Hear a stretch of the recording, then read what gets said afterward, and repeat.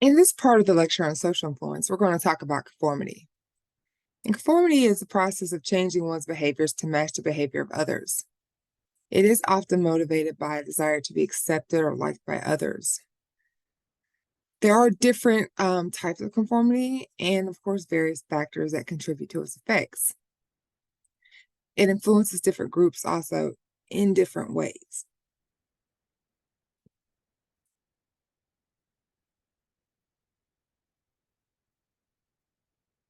But what prompts us to conform our behaviors to others? Consider this scenario. Say you just got to the college campus. You are new and it's unfamiliar. You're walking to class one day and you see a group of students gathered in the middle of the quad. They are all staring up at the sky, not really saying anything, quiet, not moving, just staring. You're curious, so you stop to see what they are looking at. You look up and see absolutely nothing. So you ask the students what they're looking at, but no one answers you. They just keep staring up at the sky. So how long do you proceed to stare up at the sky?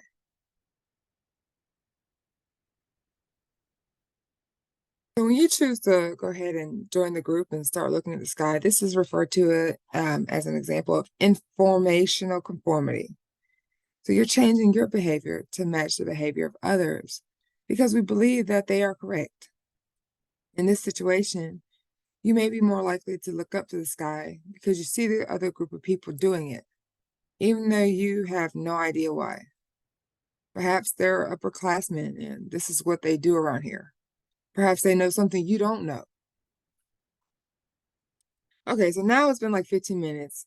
You all are still standing out there staring at the sky and still nothing. But why are you still standing there? Why are you reluctant to leave the group? What might happen if you depart before the others? Now, this speaks to normative influence on conformity, and that's changing one's behaviors to match the behavior of others because we want to fit in and be accepted. Talking about social norms. So this must be the social norm around here, right? Now, if I leave or break character in this situation, the other students will judge and possibly ostracize me for it. So I'm just going to go along with the crowd because I don't want to be that guy, right? And rock the boat. And so if I were to ask you, would you join the crowd, you know, before this even happened? Or how long would you stay? Would you conform to the group? Due to the bias, and people's tendency to overestimate how much we wouldn't conform in any given social situation, you would likely say, no, not me. That's dumb. I'm not going to do that. Most people would say that they would not conform in any given social situation. But the truth is that we are all susceptible to social influence. In fact, there are several other biases that can lead us to conform, even when we don't want to.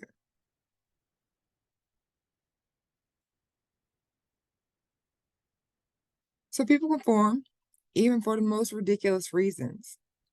So let's look at Asher's conformity experiment from the 1950s and see how people were motivated to conform to the group on a simple task. Okay, I want to give you a test of your visual acuity, your sensitivity to differences in line lengths. So I'm going to show you a standard, and then I'm going to show you three comparison lines. One is going to be bigger, one is going to be shorter, and one is going to be the same size as the standard. Your job is, tell me which line, A, B, or C, is the same as the standard. Seems like a simple judgment. You always get it right. But now, before you give your answer, there are going to be half dozen to 10 other people like you in the room, and they're going to give their answers first. An amazing thing happens. One after another, they say the line that you see as shorter is the same as the standard. Shorter, shorter, shorter, shorter. They don't say shorter, they just say B, B, B, B, and so forth. Now it's your turn. You know B is the wrong answer. But what do you say?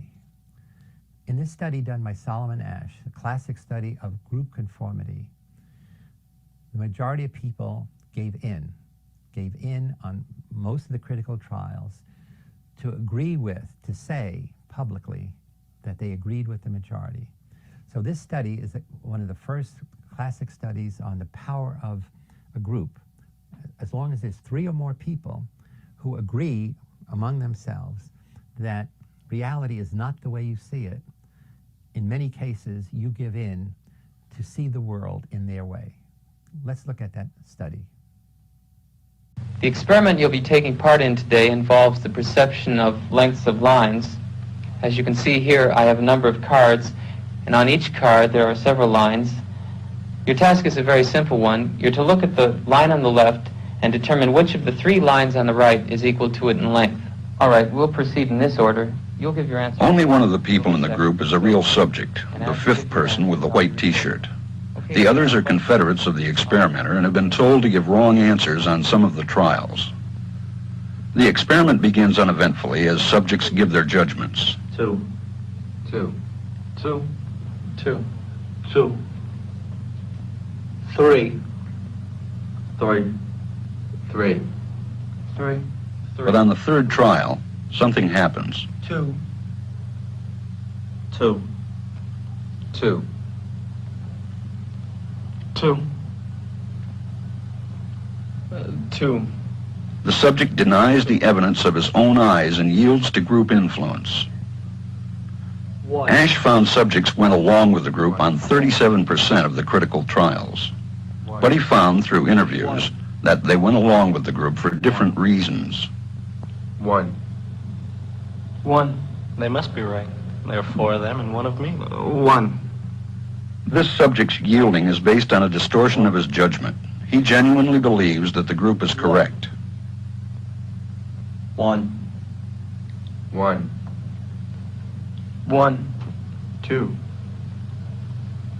1, 2,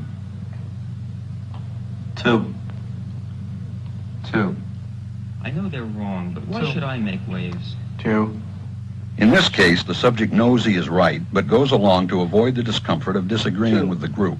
Here, the distortion is at the level of his response. 2, 2, 2, 2, In the previous experiment, the naive subject stood alone against the group. In this variation, Ash gave the naive subject a partner, here seated in the 3rd position, who also gives the correct response. 1, 1, 2, 1, 2, With a partner, yielding drops to only 5% of the critical trials compared to 37% without a partner. Although subjects report warmth and good feeling toward the partner, they typically deny that he played a role in their own independence. The partnership variation shows that much of the power of the group came not merely from its numbers, but from the unanimity of its opposition. When that unanimity is punctured, the group's power is greatly reduced.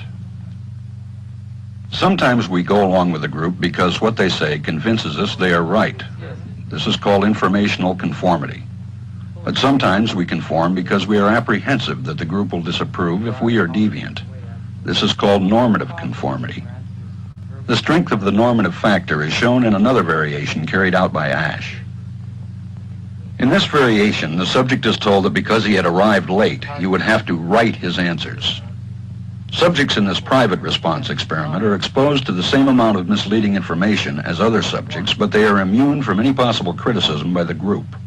1, 1, 1, And this enormously reduces the pressure to conform. Conformity drops by 2/3. Ash's experiment is a classic. It reveals how people will deny what they see and submit to group pressure. It allows us not only to observe conformity, but to study the conditions that increase or reduce its occurrence.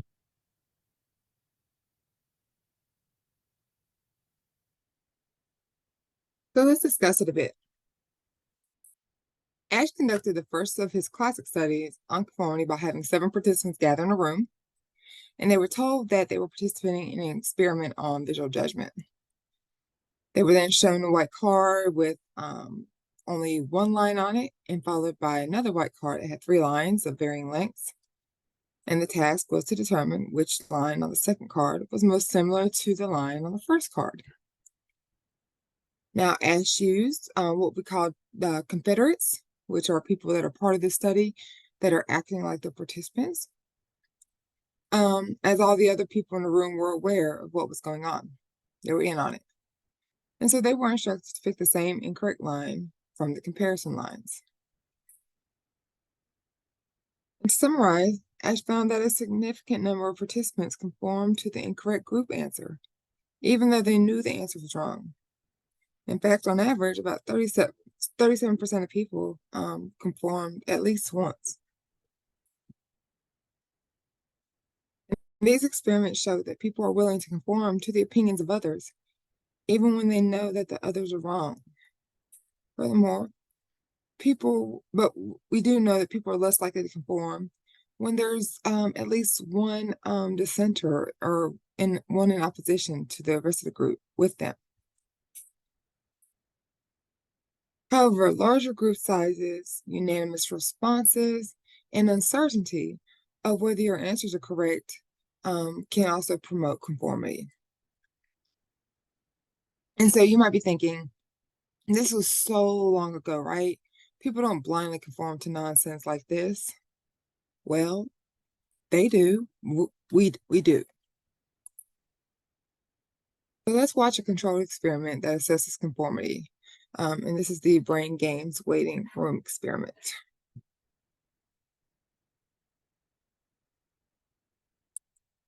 Let me get the captioning right.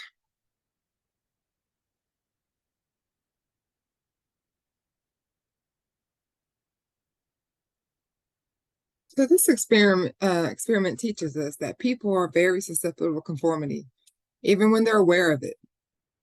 It also shows that conformity can be very difficult to resist, even when we're aware of it.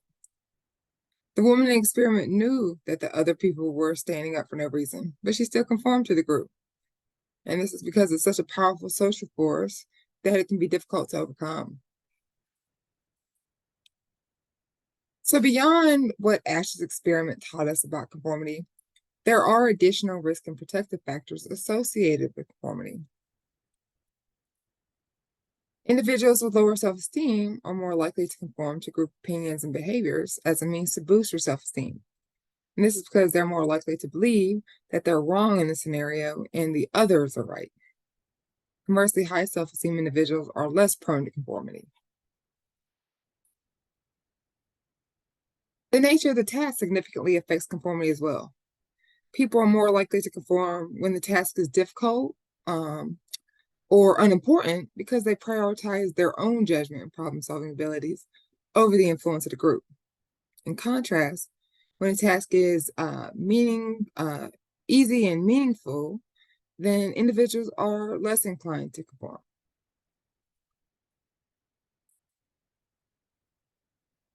Cultural background can also impact conformity, but it's not the sole determinant. Studies show that both individualistic and collectivistic cultures can exhibit conformity, although collectivistic cultures tend to show higher levels of conformity overall. For instance, many Asian countries such as China, Japan, India, and Latin American countries like Mexico, Brazil, Peru have strong collectivist identity, while Western countries such as the US, Canada, the UK, Australia, and so on are more individualistic. And so these individualistic societies look down upon conformity. They see it as a character flaw. And in collectivist cultures, conformity brings positive feelings of harmony and connectedness. Now, cultural values directly influence individuals' relationship building and their behaviors. So that supports why it would be easier or harder for a person to conform. Now, individuals who are aware of the cultural background and the potential for conformity within that culture may be more capable of resisting it when necessary. With that said, conformity lends itself to other social phenomena as well, such as peer pressure. And naturally, age is going to be a determinant of how likely you are to conform in those scenarios. So again, we understand broadly about peer pressure as it's a powerful force, a strong motive to cause people to conform. And it plays a significant role in influencing individuals to adopt the attitudes and behaviors and values of their peer group. So let's take a look at the SciShow Psych as the host discusses this influential force.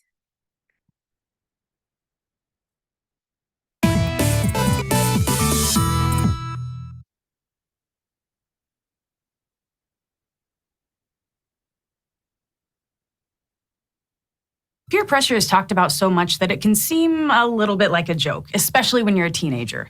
But actually experiencing peer pressure can be so uncomfortable. Like, did you really want to run that 10K with your super athletic roommates? Maybe not, but they just asked so many times that it was easier to go do it than listen to them ask again. You've probably been told that to resist peer pressure, you should just say no. But surprise, that doesn't always seem to work. And neither did that DARE program that was everywhere in the 90s. Psychologically speaking, it totally makes sense that we want to give in to social norms. But that doesn't mean it's always a good thing. Thankfully, researchers have come up with some better ideas for resisting peer pressure. So the next time your roommates try and drag you on a run, you'll be prepared. Psychologists believe that we're basically hardwired to want to feel like we belong. After all, in our evolutionary past, cooperating with groups was necessary for people to survive. Because of this, social norms have a huge effect on our behavior, especially ones called injunctive norms, which tell us how society thinks we should behave in certain situations. These norms aren't necessarily bad. For example, they're part of why you'd stop at a red light or pay a friend back when they loan you money. But following them can also cause us to act in risky or dangerous ways to fit in. In an early demonstration of this effect from 1968, 58 male college students were asked to fill out questionnaires about going to an urban school. Then, while they did, the room they were in started to fill with smoke. When the participants were in the room alone, most of them went to get help. But when they were in groups, they were much less likely to, which seems pretty weird. One possible explanation for this is that the participants looked at other people's behavior to try and figure out how they should respond. If the other people didn't seem stressed by the smoke, they might have decided that it wasn't something they had to worry about. Now, this was just an experiment, but things like this happen all the time in real life. Like, imagine you're hanging out with your buddies and someone turns on the worst, most horrible sounding music you can possibly imagine. Except you don't say anything, and neither does anybody else. So you're all just sort of politely sitting there, and you might come to the conclusion that your friends actually enjoy this terrible music, and maybe you're the problem. Psychologists actually have a name for this concept: pluralistic ignorance. It's the idea that a group might feel a certain way, but nobody in the group realizes it because everyone is keeping their true feelings to themselves. Because of this, you might come to think a certain social norm exists, like that smoky rooms are totally normal, even if everybody else is secretly just as uncomfortable with the situation. Pluralistic ignorance can play a huge role in peer pressure, and psychologists have also suggested it might be a factor in the heavy drinking that often occurs on college campuses. In a 1993 study at Princeton University, researchers asked 132 undergrads how they felt about drinking. They also asked them how they thought the average student felt about it. Participants generally said that they felt less okay with heavy drinking at college than the hypothetical average student. But turns out that this was actually something a lot of people said. In other words, most people thought their peers were way more okay with heavy drinking than they actually were. Recent studies have also confirmed that pluralistic ignorance plays a role in all kinds of other situations too, from cigarette smoking and drug use to beliefs about mental health treatments. So it's not only relevant to that lecture your high school teachers might have given you before you went off to college. The nice thing is, though, this concept can also help you resist peer pressure. See, people often give in to something because they assume everyone agrees it's right. So psychologists suggested that if you know about pluralistic ignorance, it might reduce the pressure you feel to conform with the group. And research has backed this up. In a 1998 study with 143 college students, knowing about pluralistic ignorance helped one group drink less compared to students who didn't learn about it. And a 2018 study about gender norms showed similar results. When men were shown that most people were in favor of gender equality, they were more likely to say they supported it as well, compared to groups who were told something else. While there may have been other variables at play in both of these studies, this suggests that having a little psychology knowledge in your back pocket can totally help you out in the real world. It's like having a secret window into your friends' brains. So the next time someone puts on that horrible playlist, speak up. You may find that other people were just as uncomfortable as you were, but didn't want to be the first person to admit it. Thanks for watching this episode of SciShow Psych, and So we can understand here that peer pressure has the potential to induce conformity, and it can lead to harmful behaviors in some instances, such as substance abuse and use, bullying and violence, even risky health behaviors, and so on. But the question is conformity always bad? Well, if you grew up hearing, if so-and-so jumps off of a bridge, are you going to do it too? Then you understand and have experience with people telling you not to give in to peer pressure, that you don't have to conform to the crowd just to fit in. But when can peer pressure and conformity be a good thing?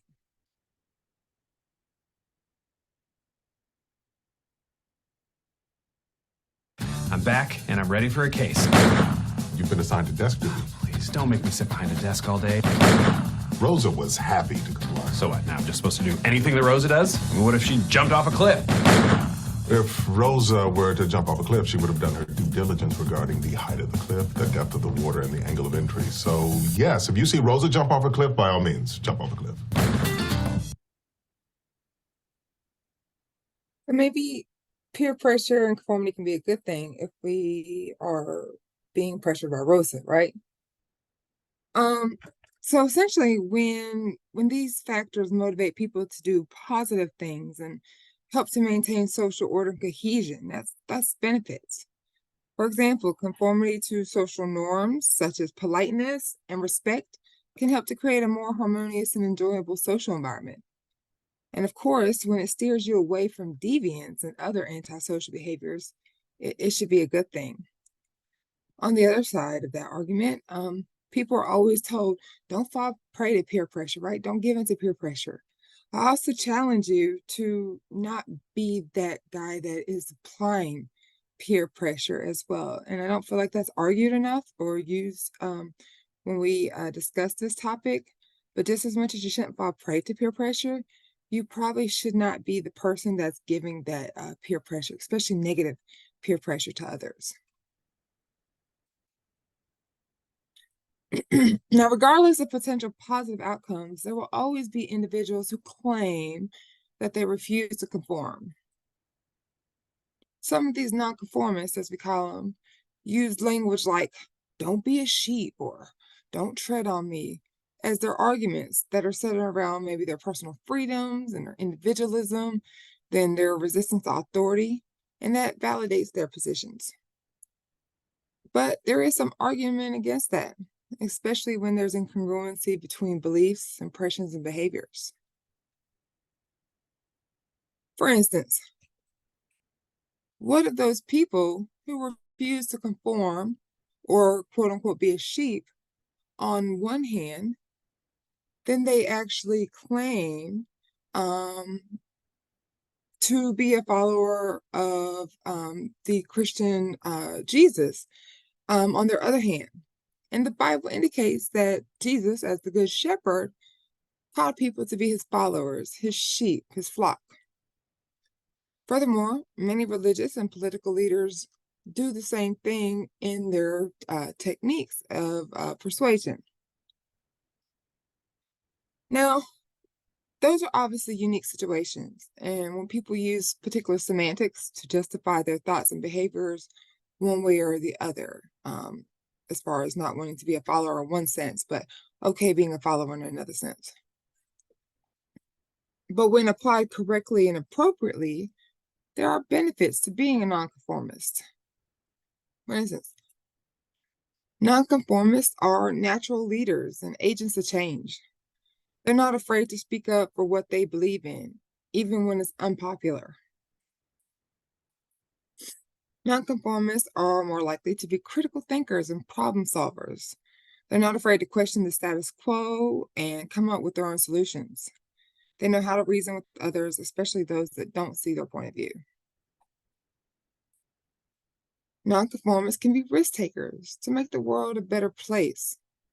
They're not afraid to step outside their comfort zones and try new things, and this can lead to forward progress.